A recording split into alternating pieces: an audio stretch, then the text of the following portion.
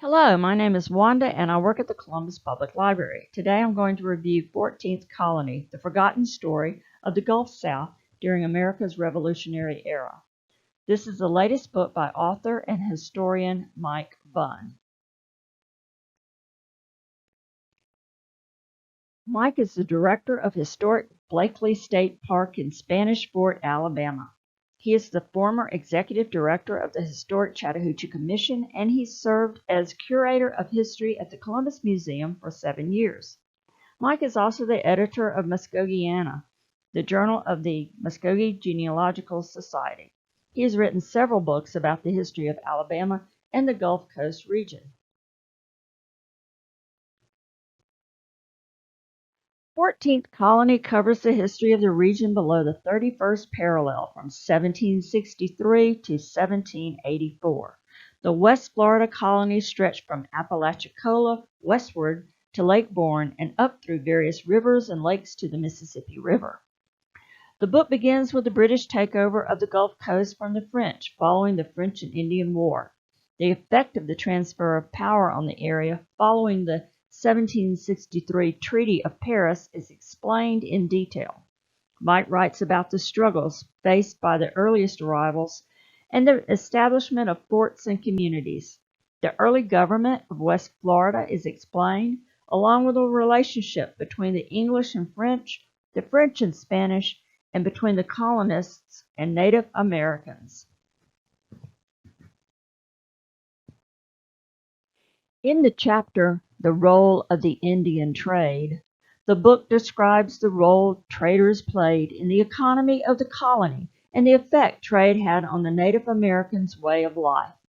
Naturalist and author William Bartram traveled through the area in the 1770s.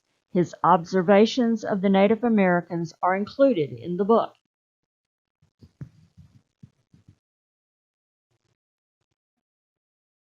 The daily lives of the settlers, Native Americans, and African slaves are covered in several chapters. We learn how land grants were distributed and settlers were lured to the area with promises of fertile soil, mild climate, and abundant rivers.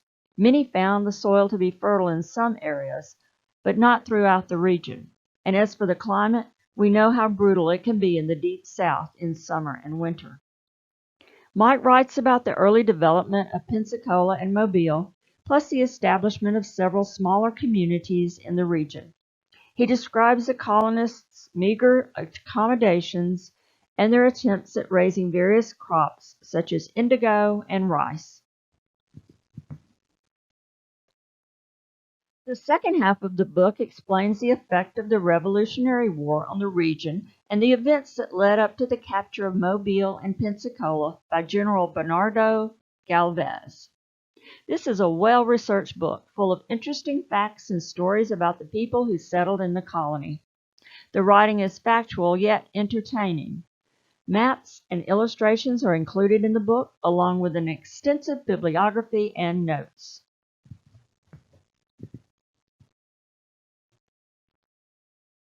Other books by the author include Early Alabama, an illustrated guide to the formative years, 1798 through 1826, and Battle for the Southern Frontier, the Creek War and the War of 1812.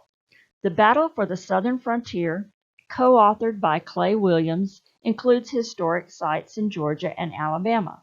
It is a great resource for planning educational day trips. Thank you.